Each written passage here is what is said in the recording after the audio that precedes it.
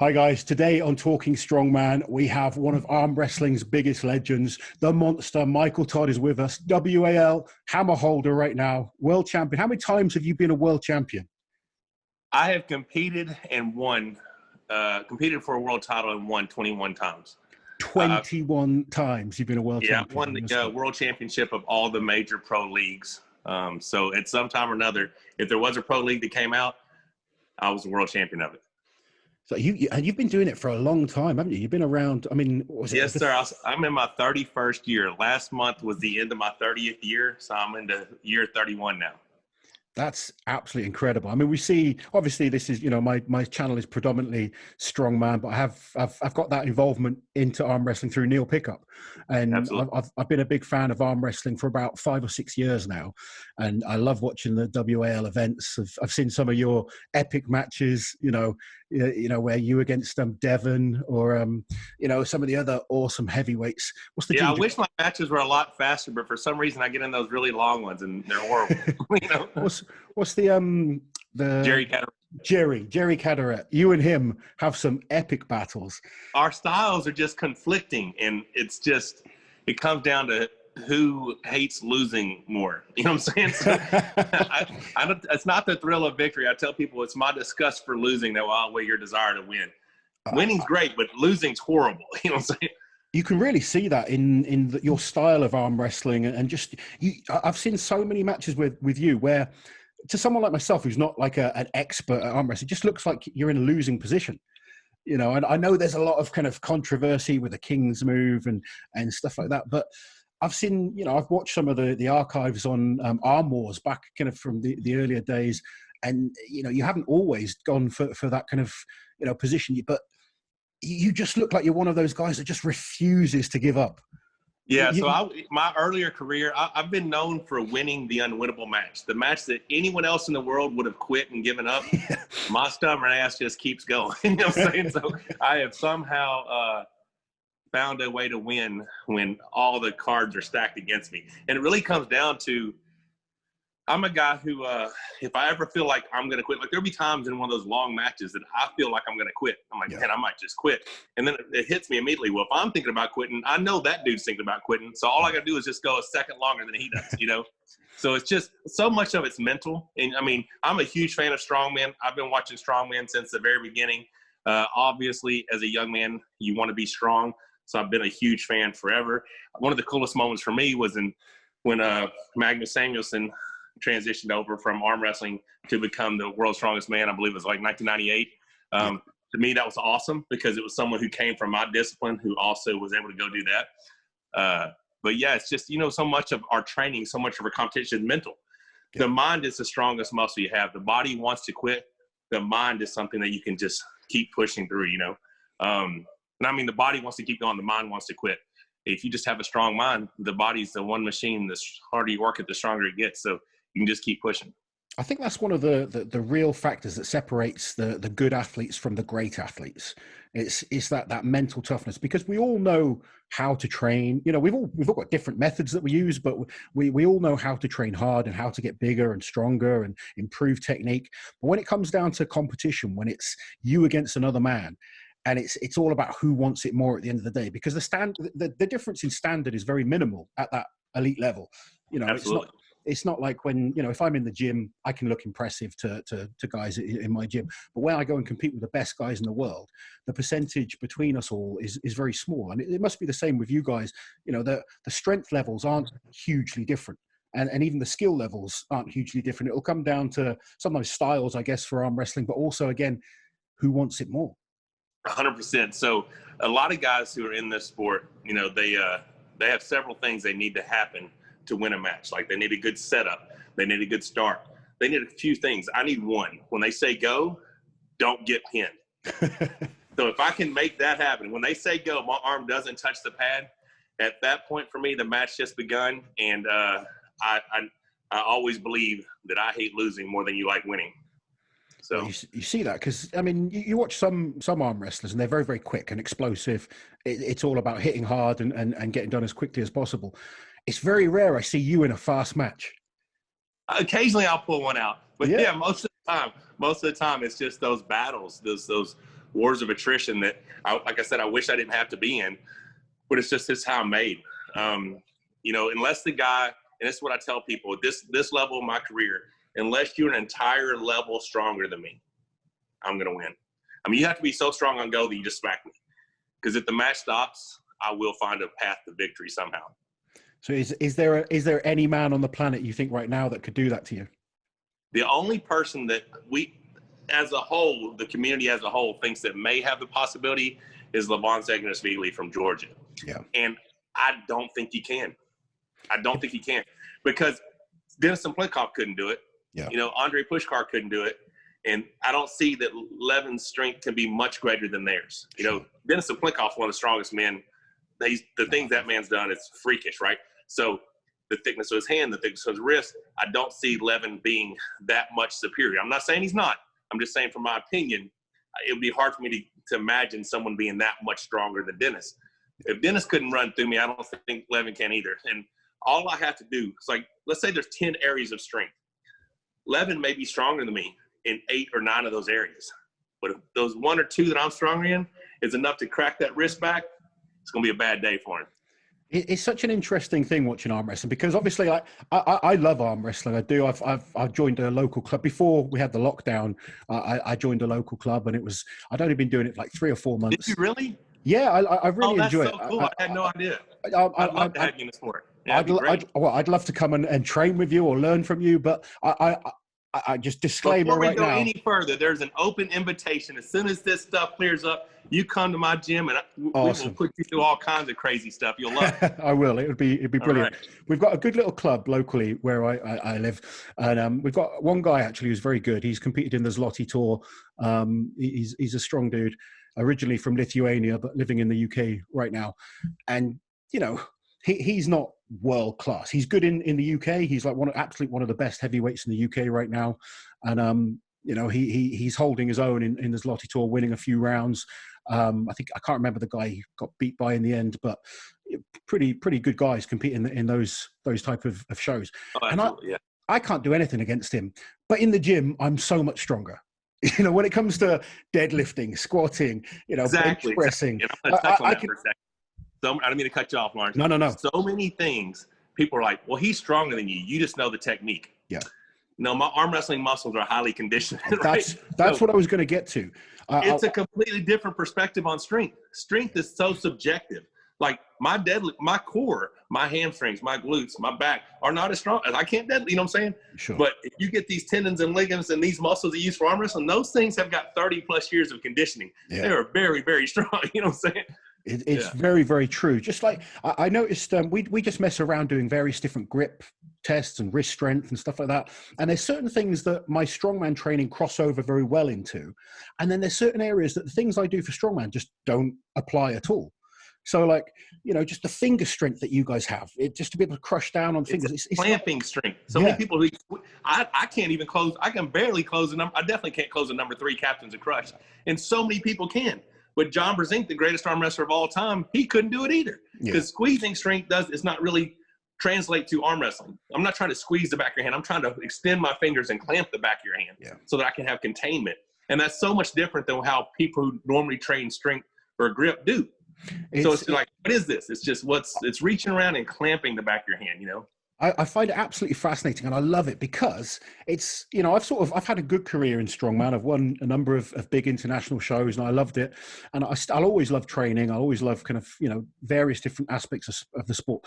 But doing arm wrestling, I feel like a novice again. And I've got that excitement, and it's great just learning these little new tricks and, you know, learning new skills, new types of strength have been really, they've motivated me to get back in the gym. And that's what it's about. So seriously, I mean, how old are you? I'm 37 now, nearly 38. So. Oh my God. Not ancient yet. I'm 47 years old. Oh my God. So yeah, that's one of the things about arm wrestling is so beautiful. You can take someone your age, you can take someone 40, and it doesn't matter what their previous discipline is. They don't have to be a world-class strength athlete like yourself. They could have been someone who was just good in high school. Sure. But they found out that arm wrestling was an organized sport, and it gave them something that inspired them and motivated them. They could still be competitive even at 35, 40, 45 years old. And to me, that's the beautiful thing about arm wrestling.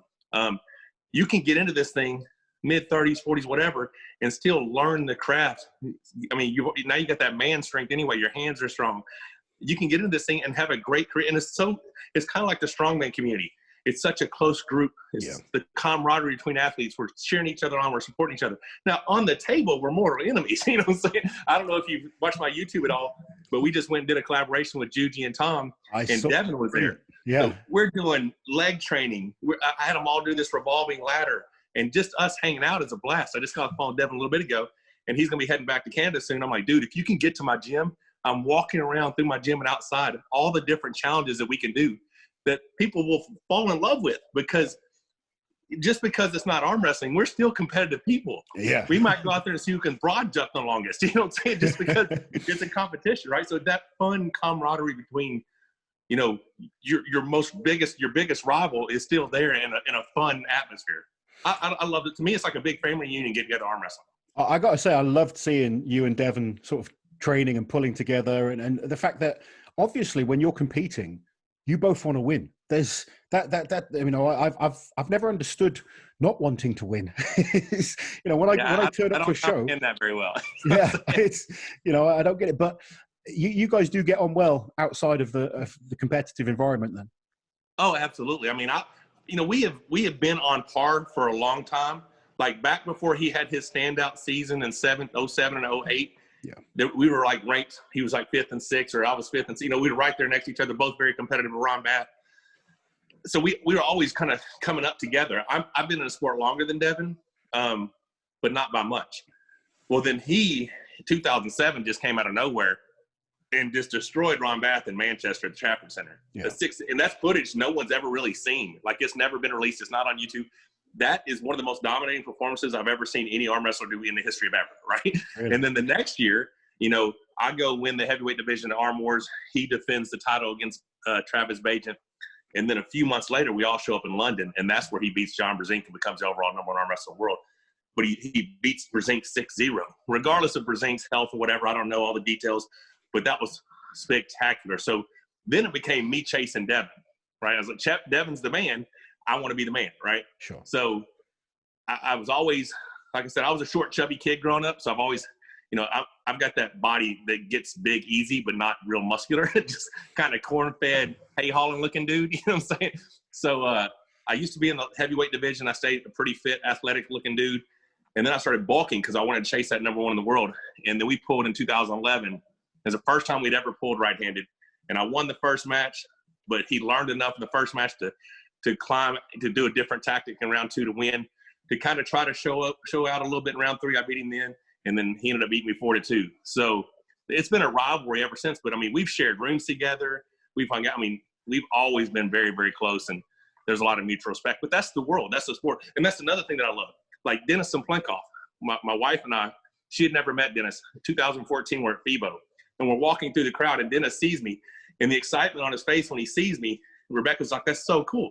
Because when you become that level, you're just each other's peer, right? Sure. Now, you're extremely competitive, but the respect that you have, like, we can't even speak because he speaks Russian, right? But we still have that great relationship. So it's just a great sport. Yeah, it is. I think there's both sports, actually, strongman and arm wrestling, are very similar in that respect. Completely agree. I get on so well with so many of the athletes, but I still want to kick their ass when I compete. And absolutely. I know they want to kick my ass, and then afterwards we'll go and party together and have a good time, or you know, not so much these days, but we'll ring each other and go and train together, or whatever it might be. And I think when you're involved so highly in a certain sport, only a few people really understand what you go through. I was about to say the same thing. That's exactly it. People are not, you have to have someone else that's went through the same stuff that you're going through or you've been through. Then you guys have that connection, because you know the sacrifice, you know how the hard work you know all that, because there's only a handful of y'all that are at that level. And regardless, even if you get along or not, there's going to be a respect towards one another because of that shared experience. You know what I mean? Definitely.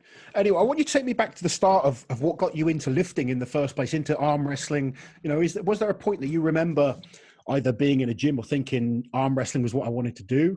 You know, you've been doing it for so long. I'm sure it's just a part of who you are now, but can you remember? It actually is now, right? So it 31 years of my life, I'm 47. So obviously my first competition, I was 17 years old. Yeah, so I was a short, chubby kid growing up. I remember having a little concrete weight set. But it started off, I went and saw Karate Kid. So I told my dad I had to take karate. So I started taking Shotokan karate. I was in that for several years. My dad got tired of driving me to another town. So he said, okay, you have to switch to this town. Well, all they had was Taekwondo. So I had to start all over. So by the time I was 14, I was a black belt in Taekwondo. So I was in the adult class, pretty proficient. So I thought that I was going to be this martial arts, action hero guy, because in ninth grade, I was 5'2", 150. Over the summer, I grew to 5'9", 130, and then 6'1", 175, 6'3", 215 when I graduated. So I went to a very small school. So I was like the strongest kid in my school because I'd started lifting weights around 14. I mean, I used to have a 250 Rebel that I'd drive to the next town over to go lift weights, right, at this little gym called Pro Fitness, which now actually is about 3 miles now down from where I live now. So I'm back to my roots. So I just started off as a kid. Well, I always arm wrestled. I used to, put my arm up against my dad, but always arm wrestle my dad from the time I was a little kid. And I think when I was 15 years old, I finally beat him. So I kept arm wrestling through school. We arm wrestled on picnic tables, hoods of trucks, school desks, whatever. My senior year in high school, I was in Votech, and I was taking auto mechanics. And they said, this guy's second in the state. I'm like, well, cool, let's roll. So we got on the cafeteria table, and I beat the dude. He's like, you should go to this tournament. And it was the 1990 Saline County Fair. This has nothing to do with my arm wrestling career, but my wife, Rebecca, who she's sitting over here next to me now, she was at that fair. But it took us until we were 38 years old to meet. But at 17, we were at the same fair together. You know what I'm saying? We didn't meet. So I always think that that's kind of crazy. But it started the Saline County Fair. And then you fast forward, I came back home. I built an arm wrestling table. I had no idea the dimensions. So I built it 4 inches too tall because I built it for me. You know what I'm saying? So it was way too tall. I started holding tournaments at the boys club. And then I went to my first pro arm wrestling tournament 2 years later. That was wrist wrestling. You'd lock hands in the middle and you put them to your forearm. Yep. Did that for a couple of years. I went to my first pro arm wrestling event August 1st of 92. I lost my first match because the guy hit me in a top row and I had no idea what it was. I was really strong inside and strong arm, hand, and wrist was weak. Round 2, I get into this hard hook match with this guy. No clue who he is. Catch a foul, do it again, end up beating the dude. Well, the guy who arm wrestled that guy the first round had been training for 3 years to beat that dude because he was the reigning national champion.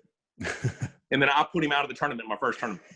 They're like, who's this dude that just beat James Anderson? And I had no idea. The guy just went into a hook, and I was real strong in the hook, so I beat him. So people are freaking out. They're like, oh, who's a new kid? Well, 4 weeks later, I went to my national championships in 92. I'd cut down to 176 pounds. I was working at Acme Brick, hacking brick, twisting all day long next to the keel, super hot. So I lost like 40 pounds. I took like 7th at the Nationals, and then I was hooked. Next year, I took third in the Nationals, went to the Worlds in Edmonton, and took 7th in the world. It took me till 2000 until I won my first national championship. Really? But then from 2000, every year for 10 years, I won the national championship, a national title, either right or left-handed, over 5 different weight categories. Now I've won national titles over 6 different weight classes. So between right, left, open, and masters, I've got 36 national titles and 21 world titles. That's just crazy. It's been a blessing, man. I've had a lot of fun. I have not made hardly any money. I've made probably in a 30-year career, I've made about $400,000. So I could have made more money working at McDonald's, right? Yeah. But I've had amazing life experiences. I've traveled the world. I've been to Europe 30 plus times, and it's just truly been a blessing. So now, like you said, it's just part of me. It's just, arm wrestling. It does. I don't define myself because of arm wrestling, but arm wrestling is just a part of me, Yeah, I think training in general and just being involved in strength sports is, we do it for so long that it's hard to think of doing anything else sometimes. Of course. I mean, it's like breathing. You know what I'm saying? It's just something that you do. I'm not the best coach either. Like, people are like, well, how do you do this? I'm like, I don't know. I just do it, because it's just so natural to me at this point. Yeah. Now, I do have a training partner that is going to shock the world. I don't know if you've seen him. I've been watching. Is it? Oh, my God. This kid is strong. Corey, isn't it? Corey West, yes. He looks like a big, strong unit. Knew who Corey was. This is amazing. All right, so Corey is a little bit taller than me. He's 420 pounds. I see. He's a big unit, isn't he? Huge. Like at 11 years old, he was 6'3", 330. So he's been massive. And he has a very long torso. So I think if his legs were as long as his torso, he'd be about 6'8". He'd be Brian Shaw, but bigger, right? Kid's enormous. He actually, in high school, had all these football scouts and stuff. But he started working at a convenience store, and he just He got to 505 pounds just eating fast food and got overweight, and they didn't want him anymore. But his strength was so, I mean, and he didn't even, like, he wasn't a big bench or anything like that. You know, he was just this country strong kid. Yeah. November will be 4 years. Well, about February of last year. So we're about 20 months in, I guess. This kid has been coming to my house twice a week for over a year and a half, an hour and 15 minutes each way to come train. And it has leveled us both up a couple of levels. He has pushed me to do things I never thought was possible. Really? And watching his progression has been insane. It's a very, like, he's 30 years old. I'm 47. He kind of like, we're really good friends, obviously, but it's like I could be his dad. So I have that that pride of watching him succeed. I can totally relate to that. I have a young training partner I've been training with since he was 15, and you know, seeing the progress in him, you are proud of it, and you want to see them kind of do better and better. But I've watched some of the videos with you and Corey, and I've seen, I think, one video. He was just you I think you were just filming or refereeing, and you know, he was just going through everyone. And okay, so that's another cool thing. I didn't mean to cut you off again, but so they have the North American rankings, right? In the hook rankings, I'm number 1, and then the top 10. There's never been 2 people that train together that I know of, or there's not currently. Well, until my last event, the Monster Michael Todd International, he wasn't ranked, but Mike Aiello was, and he went through all of them. So I'm ranked number 1. He's ranked number 8. So out of top 10, we're the only 2 guys that train together. Yeah. I've seen Mike on the WAL. Mike Aiello, he's a specimen. That dude's a built individual, right? Yeah. But so let me tell you one thing. I want to get your perspective, because you have been around the strongest men in the world the majority of your life, right? Sure. Tell me if you think that this is freakish strength. So Corey can do impressive lifts in the gym, but that's not what's impressive about him. He works at a paper mill about an hour and a half from here. They had a padlock and they lost the key. They sent someone to get it bolt cutters. Corey reaches down, grabs a padlock, twists it, and stands up with it and snaps it off. And believes that I can do it. And I'm like, listen, the fact that you had why would you even think to try this? I don't know what would make you think you could break a padlock. So I would just stand around waiting for that's just freaky strength. That's just I've never heard of it. Yeah. You're not supposed to snap padlocks. A dude reaches down, grabs a padlock, and just twists it up. But the funny thing is, when I tell the story, he keeps trying to convince me that I can do it. I'm like, I can't do it. I don't know why you think I can do that. So I believe as long as he stays safe and doesn't incur any bad injuries, his potential is limitless. So what I've been trying to do is create my own 11, right? Because I know I'm going to have to face 11 for the overall number 1 spot. Yeah. So if I can build my own 11 here, build your own training partner. Yeah. So it's been a fun journey for sure. Yeah. Do you think you can really go on and you know, compete with the top guys in the world then? Oh, absolutely. I think he's pulling Dave Chafee left-handed December 5th.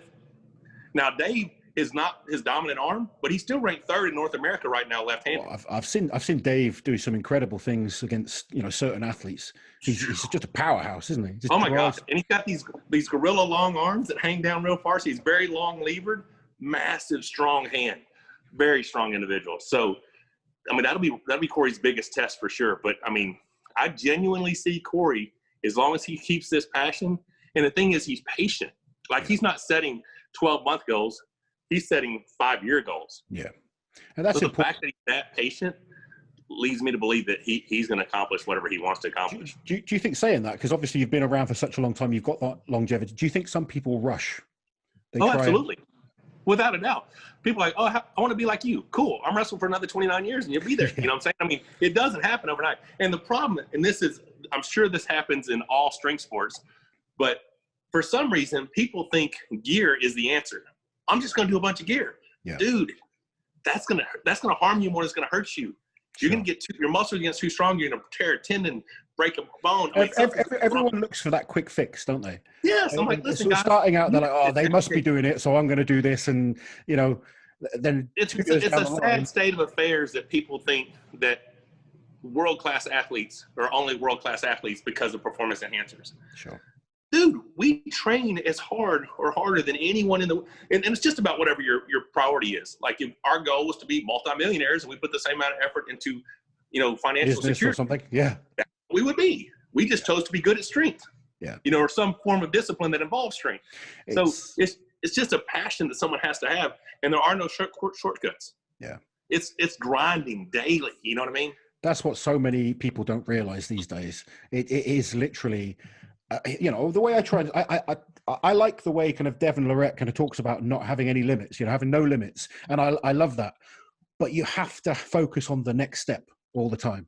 And I think some people, they focus on the end goal and don't just focus on those next little steps to just keep getting better and better and better. And then the amount of talented individuals I've seen in Strongman that 2-3 years down the line, then they're burnt out and they're done. No, because they expect greatness overnight. And when it doesn't come, I'm moving on to something else. And like, you know yourself in these. And if you're capable of being successful in multiple disciplines, awesome. I'm only talented at one thing. So I had to put all my eggs into this basket. But it's a sad state for me, in my opinion, because I have such passion for what I do that to see people just, like, I think a lot of you guys from strength could come over and do great, but it's not happening overnight.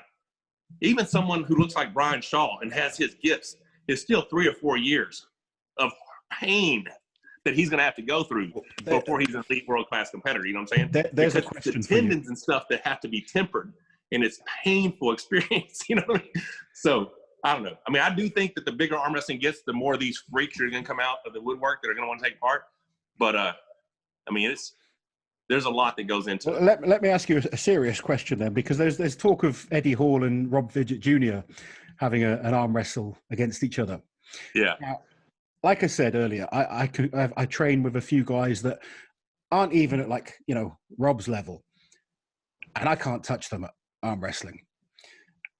I can't see, and I know how physically strong Eddie is. You know, without question, if not the absolute strongest man of all time when it comes to certain physical attributes.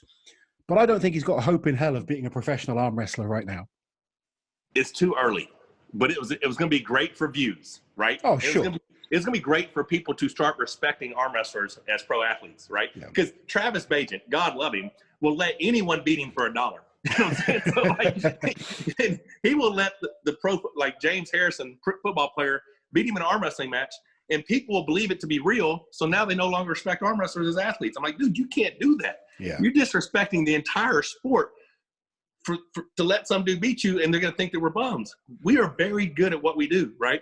So I always give Travis shit about that, because it's like, I hate that he does that.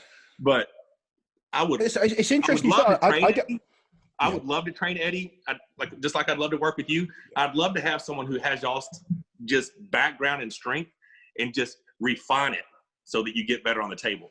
Because it'd be awesome, because you're just going to make me better, right? If I had someone that's training, it's going to make a huge difference.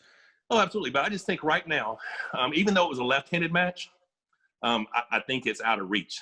Yeah. Unless something happened and they were in the strap, and somehow Eddie could make his lat and bicep work together and just not make it about pushing to the pad, but just tug of war dragging, you know, because you got to figure his back pressure and one arm row strength there's so much to it, man.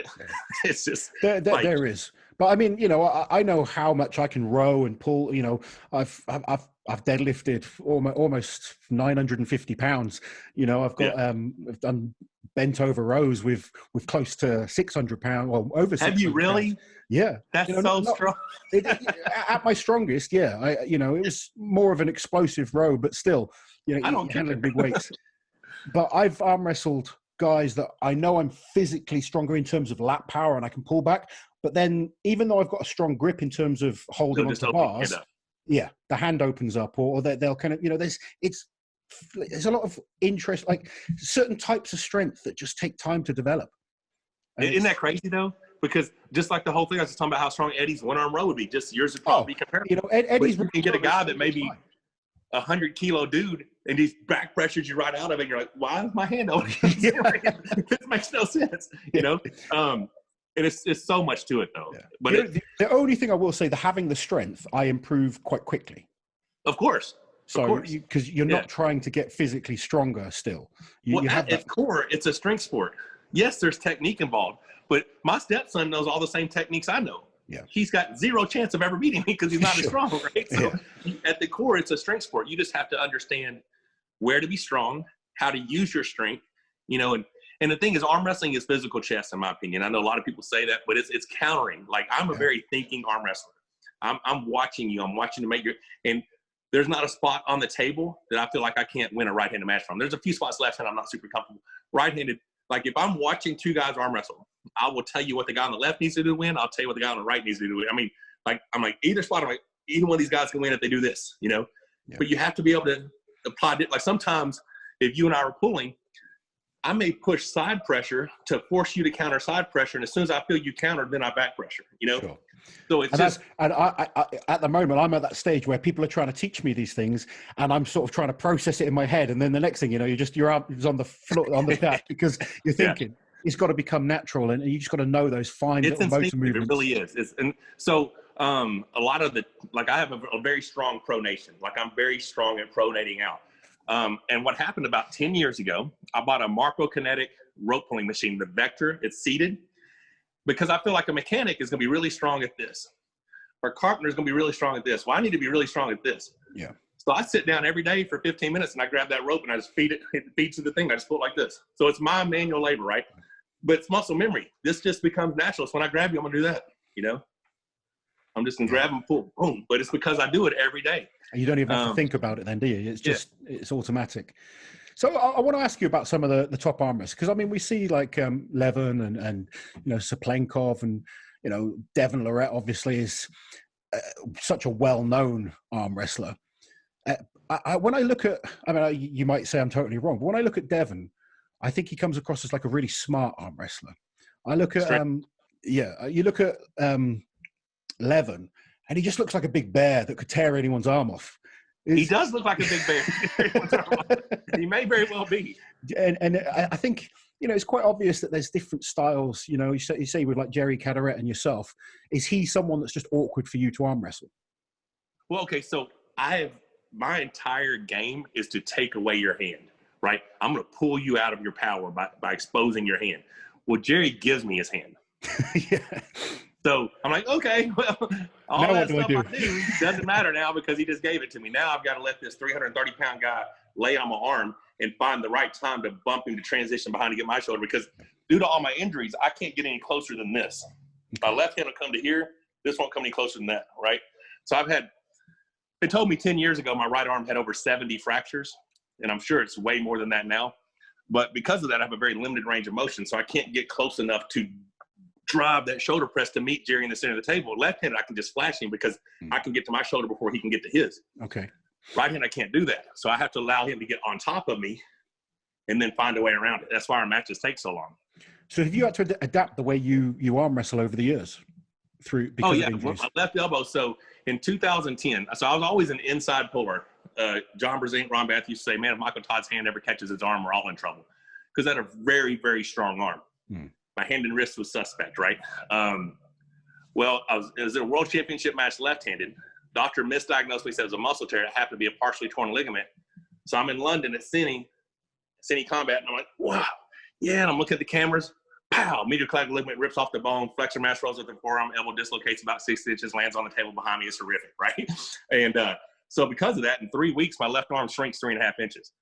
Because I can't pull. I mean, I can't do anything. I'm in that little contraption. So I can no longer pull on the hand peg to drive into a hook. So I just started pushing and pronating backwards. So I went from an inside puller to an outside puller. Okay. So that's where that rope pulling machine came in. So I just boom, boom, boom. And now everything is naturally here. And because I can't my hand won't supinate past here. Like, you know, this will go over to here. Yeah. This won't supinate past here because of bone. Yeah. Right. So to be in a deep hook, you need to be able to supinate all the way in. Yeah. So I can't turn far enough in to initiate a hook anymore. I mean, like if you're trying to top roll me, I cannot force you into hook. If you hit me into hook, my hook's really strong, but I can't engage it because I can't turn far enough in. But if you go there, then I'm strong. So it's just, I've adapted. So I tell people I could probably collect a government check on how bad my right arm is, you know, disability on it, but I'm just too stubborn to quit. So I just had to find ways to win. That shows that tenacity that you have, though, and that determination to keep. I guess that's what it does. It's either that or a lot of ignorance. It shows one of the like, either this guy's really determined or he's not very smart. You know what I'm saying? Sometimes you need a bit of both to do these sports. Just right. You know, I think some people will look on and say, like, they'll see what we do and just think, why are they? I mean, I get it from doctors all the time. Like, oh, you shouldn't do that. And then the only answer I can give them is like, that's like me telling you not to be a doctor. It's exactly right. I mean, it's part of what I do. It's who I am. For years, my mother's told me, you're damaging your body, son. And I'm like, Mom, I don't know. That's what my body's here for, I guess. You know what I'm saying? It's just who I am at my core. Like, it's so funny because like we're talking about being competitive. So we just drove out to Juji and Tom's last week, and I made a stop at my buddy's house in Atlanta. And we're going downstairs to our room, and I'm walking through, and I'm like, who's the ping pong table? I said, who's the ping pong player? He goes, oh, me. I'm like, hang on a second. So I go put my stuff back, and we get back in there, and I'm talking, I've had a slight pelvic rotation, and so my back's been jacked up for a few weeks. I'm talking about all kinds of steroid packs and steroid shots and muscle relaxers and trying to get my back good enough so I could go do this stuff with Juji and Tom. And I'm just full-blown, heart in boots and everything, just getting after it ping pong. Because I don't know any other way than, like, if you and I are shooting basketball, if we walk outside and we start, you shoot a few times, I shoot a few times, I'm like, okay, when are we going to start taking score? Because I can't do this for fun. There has to be a winner. You know what I'm saying? I'm exactly so. I was brought up in a family that were just very, very competitive. My father was ridiculously competitive. He would cheat against his own kids in a board game to win. You know, so from the age of 3, I've been doing sports competitively, and it is everything we do. Eventually, it comes down to it's competition now, especially with my brother, and you know. Oh, of course. But I think that helps when you go into. I think it's a good character trait, personally. You know. Yes, but people are like, oh, it's not all about winning. Well, I'm not a big fan of participation awards. You know what I'm saying? I think you're sending the wrong message. Yeah. Life is full of disappointments. You know what I'm saying? You need to learn that early. Yeah, it's tough. The people who work hardest get the reward. You know, and so yeah, I'm a big advocate of competition. I have 4 amazing grandchildren, and I look forward to helping them achieve whatever they want to achieve. You know what I'm saying? But yeah, I'm a big believer in, you know, competition. You know, and the other thing, you know, people are like, you know, what was I going to say? Losing's not an option. Like, we've heard that our whole life. And I said this in one of my mindset videos. Losing's a necessity. If you never lose, you will never achieve greatness. The only way to get good is to be defeated. Yeah. And then how you react to that defeat. If someone's like, oh, I got a buddy of mine who's never been beat, and they want to bet money, I'm like, here's the deed to my house. Let's go, because this guy sucks. Because if he's never been beat, he's never I've been beat with me using both hands. You know, I've lost 100,000 matches in my life, but I've arm wrestled over 1 million. Yeah. I just don't lose much anymore. You know what I'm saying? The guy who says he's never lost is never competed. So when people say losing's not an option, I think it's the exact opposite. Losing is a necessity, because you have to feel the way it feels to lose, so that you never want to feel that way again. If you don't feel that way, you're not going to be driven to train and outwork it. Because if you and I are competitors and we're supposed to compete in 2 months, I cannot control what you're doing. The only thing I have control over is how hard I'm willing to work and what sacrifices I'm willing to make. So that's the only way I beat people. It's not that I'm anything special. I just feel that I will outwork you. Yeah. You know what I'm saying? Like, if you and I are playing tennis, I use tennis as an analogy to arm wrestling. When I say I have to make the match stop, because if the match stops, I'm going to win. If I can return your serve, I'm going to outvolley you. Because I'm going to chase the ball that you're going to let go. Because I hate losing. You know what I'm saying? So, I mean, that's just how it works for me. If we're playing 21 on basketball, I'm going to chase the ball that you're going to let roll out. I'm going to go get it, you know? So it's just we're gonna have to do a video now with some competitive events, maybe like table tennis. We'll do something like that. Oh, please! I would love to. My wife hasn't got to come to the UK yet, so that's another place I want to come. You guys will have to come over for sure. I was going to ask you about Rebecca, because I mean, you know, she's obviously a huge part of your team. You know, she does arm wrestling herself as well, doesn't she? Okay, so Rebecca has won 7 national titles. Not impressive. Because she loves arm wrestling, because she's just good, right? Yeah. She actually hates competition. She hates the anxiety. Every time she's ever competed in the history of her entire career, she wakes up that day and somehow I become an asshole. You know what I'm saying? She's like, why do you make me do this? I'm like, not. She goes, I hate this. I'm like, well, then don't do it. I hate you. I'm like, why do you hate me? I didn't do anything. You know what I'm saying? So now she has been retired since December 2018. She loves watching me and my stepson. My stepson's also won 7 national titles. She loves watching us compete. I would love to see her get back if she wants to. Like, if she wanted to get back on the table and compete, if it would bring us more YouTube subscribers, you know what I'm saying? So, because they're going to get sick of me. But yeah, dude, It's She amazing has how they always been always want to see the wife. A lot of my subscribers keep wanting to see Liz on screen, and she's hiding behind doing the editing, just like Rebecca does. And yeah, yes, but I'm so appreciative because I can't do any of that editing stuff. She is I'm really the good same. at that. I'm like, Yeah. thanks, sweetheart. But yeah, I'm very she's my much best in front friend. of camera. Yeah, I would love, because that people are like, you should change your channel from Monster and Mrs. Monster to Monster Michael Todd. And even though it might be easier for you to find me, I might get more subscribers. I will never take her name off of it because we're a team. Yeah. You You can really see that you guys come across as a team, and it's great to see. Anytime, like I said, I watch a lot of the WAL events, and she's always there supporting you. So it's truly a blessing. It really is, because when you find, like, I don't do guy things, and that may be weird. Like, I don't go and do guy nights or guy trips. Sure. My best friend is my wife. Yeah. That's who I want to spend time with. Now, yeah, you and I can train, or me and Corey can train, and we can do all this stuff. But I don't go places. I want her. I don't want to see a sunset without her. I don't want to. That's who I want to share my life with. So I'm just blessed enough that my wife is my best friend. So, but she's a big inspiration to me. So I will watch. I'm lazy. Like I think most of us big strong guys are sometimes. Yeah, we need that kick up the backside, don't we? I'm either all out hard at it, or I'm laying down somewhere. You know what I'm saying? So she inspires me and motivates me to do more and be better. Because she'll just like, oh, I want to do this. I'm like, well, this bed really was comfortable, but let's go ahead and go. You know what I'm saying? Like, she drags you to do it. It just makes you do it sometimes. That's what we need. Yeah. We definitely do. Right. One thing I want to ask, because obviously, I mean, we know about, Travis Page and, Devin. I want to ask about not just the top 5 arm wrestlers in the world, but 5 arm wrestlers that you find the hardest to beat. Okay. And I know you've beaten pretty much everyone. So it's the strongest human being I've ever arm wrestled in my career was the 2017 Andre Pushkar. Losing him was horrible for the sport, but really, really affected me because he was my benchmark. Andre was the guy that inspired me and motivated me to be the best version of me.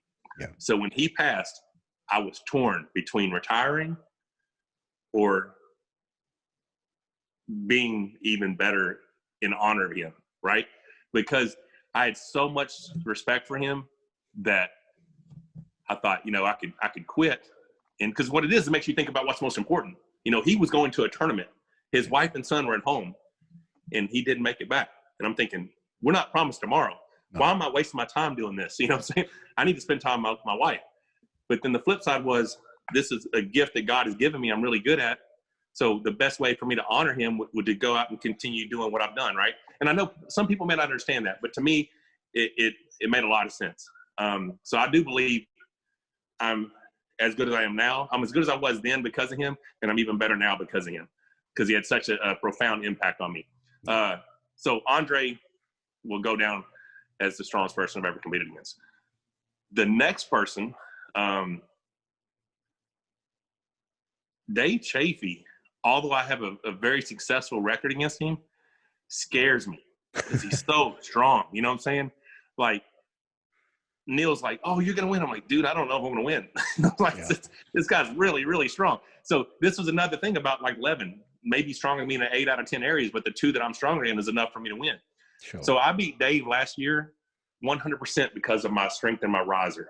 I was able to nullify the majority of his power because I was able to rise through his hand and keep him flat, So it's small intricacies like that can change the outcome of a match. But Dave is a person who is just as strong as any arm wrestler ever. Devin is so versatile. Like Devin may be outside of someone like Levin, Levin is a threat if he's a level stronger. If we're in the ballpark, I'm winning. So the question is, how strong is he?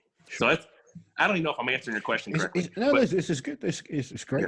Yeah. Levin is someone I really want to find out, because half the world thinks I'm the best in the world. The other half of the world thinks he's the best in the world. And I really want to find out. You know what I mean?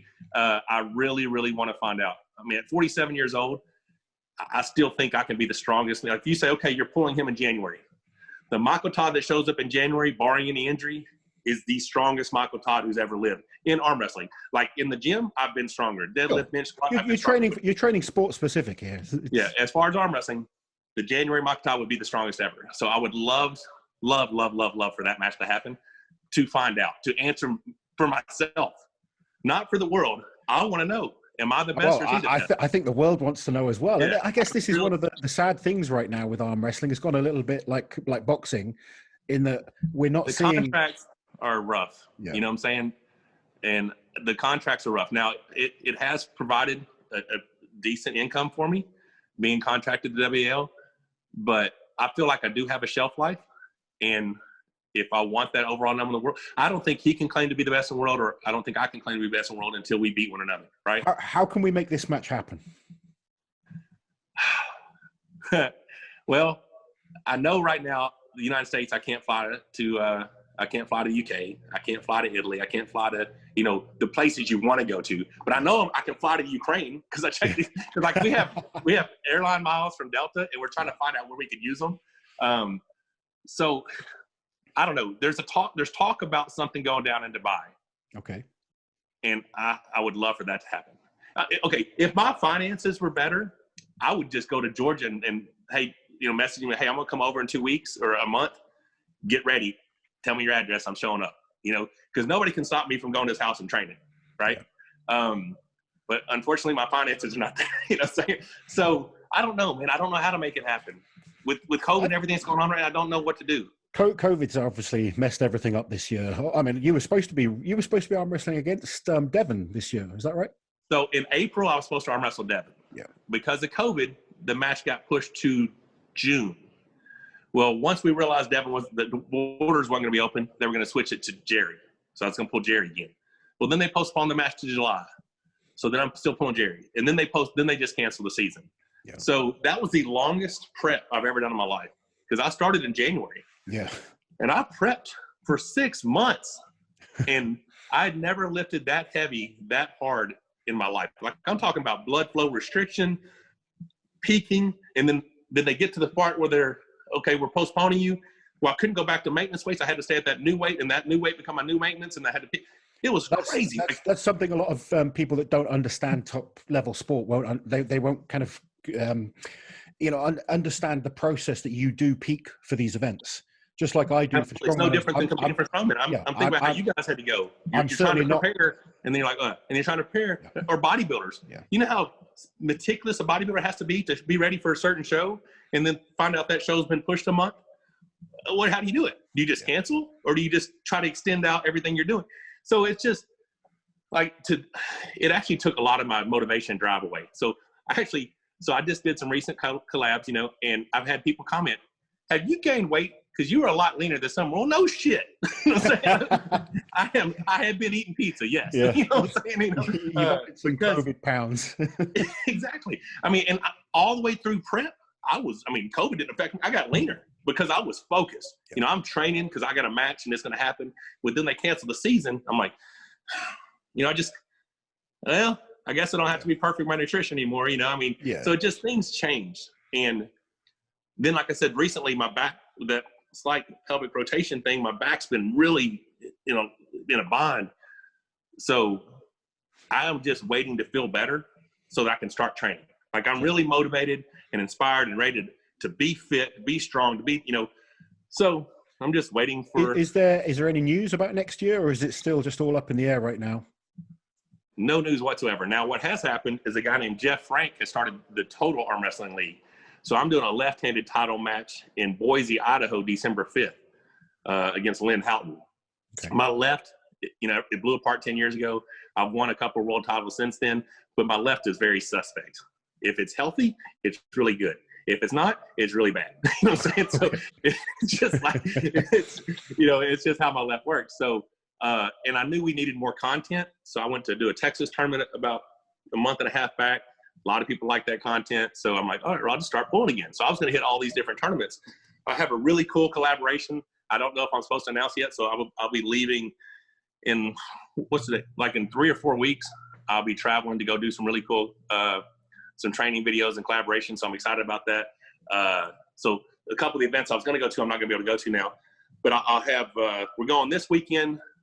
My stepson gets married in 2 days. So congratulations. Super excited about that.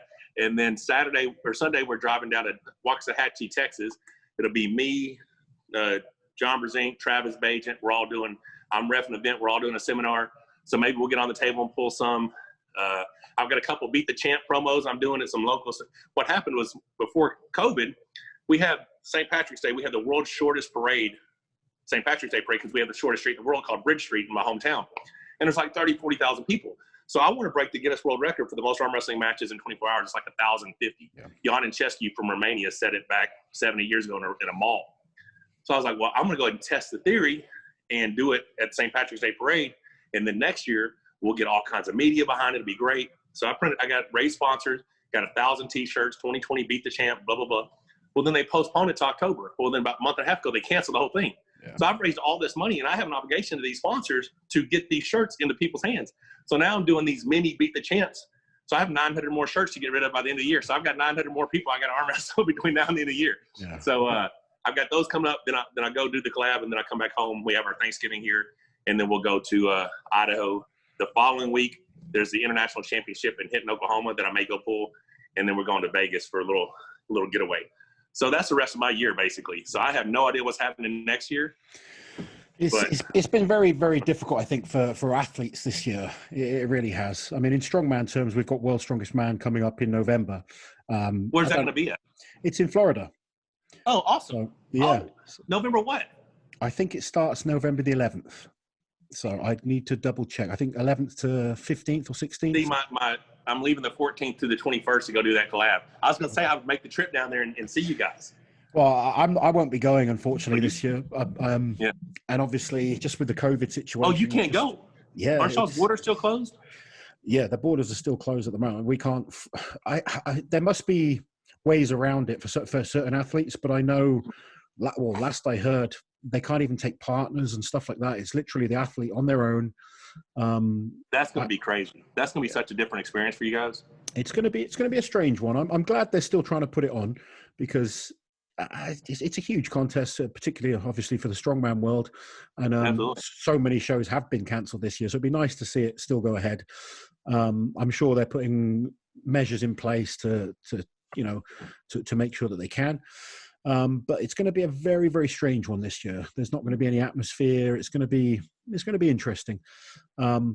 But I do hope from next year we manage to start getting these live events back up. For the arm wrestling, I've missed watching the WAL events this year. What's the federation in Russia?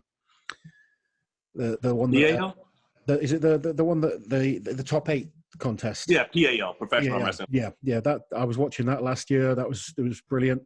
I like watching powerlifting, strongman, weightlifting, Olympic, all the strength sports. Love it. I mean, I love strength. I love CrossFit. Yeah, same. Crazy. I love CrossFit. Those dudes are awesome. They don't even know what events they're going to do until the day of the show. So they just got to be good at everything. They're amazing athletes. The men and women, unbelievable, and strong as well. Spectacular, very impressive. I love all that stuff. Stuff like that will just, I can watch it and just get fired up, and I'm like, I got to do something, because it just inspires me, Yeah, I'll put Strongest on Earth or something like that on YouTube or Netflix, and just fire myself up to go and train myself. So, absolutely. I love all that stuff. Michael, it's been an absolute pleasure talking to you. I really enjoyed it. Thank you so much for having me. Hopefully, if COVID clears up, Neil was talking about having me coming over for Giants Live next year or something. That would be absolutely brilliant. I don't know. I'd love to come do some arm wrestling promotions and do some training with all you guys and just have a good time. It'd be awesome. But like I said, anytime you can get to the States, you're more than welcome to come down here and train with me. I'm definitely planning on it. I want to come over to the States. I want to do some training with some of the guys, and I'd love to come and see you at some point and learn some tricks. Definitely, sir. Yes, sir. Awesome. Best of luck with the events you've got coming up this year. Just very, very quickly, for people that don't follow you, what's your YouTube page? Okay, our YouTube is Monster and Mrs. Monster. So it's Monster, the and sign, Mrs. Monster. So go check us out. We had some fun stuff we just recently did, and we got some more stuff coming. So I've seen some of the stuff with Tom and Juji and Devin that you did recently. It looked really, really cool. Did you see the video I did making fun of his Doritos and eggs? I haven't seen that one, no. Oh God, you got to watch it. It's I will. It may only be 4 minutes long, but he had made a video, and he makes eggs and he dumps Doritos in them, and he says it's the best pre-workout. So when I saw the video prior to going up there to Tom and Juju, I'm like, I've got to do a spoof video on that. And it just timing worked out that he ended up showing up there, came back. It's the ending is my favorite, right? Because it's a pretty funny video. Maybe I'm biased, but check that one out when you get a chance. I will do. I'll go and watch it soon. Oh, we lost him, guys. Yeah, I'm right back. He's back. Corey West was calling me. Tell him we need 2 more minutes. Yes, guys, I hope you've enjoyed this chat with Michael Todd, the monster, the one and only. What did you say? 27-time world champion? 21-time world champion, 36-time national champion. That is absolutely incredible. All the best for the rest of this year. Guys, I hope you liked the episode. Please comment below. Let me know if you guys enjoy arm wrestling, if you'd like to see me go over and learn to arm wrestle from the best. We will see you guys soon, and we'll be back with more Talking Strongman.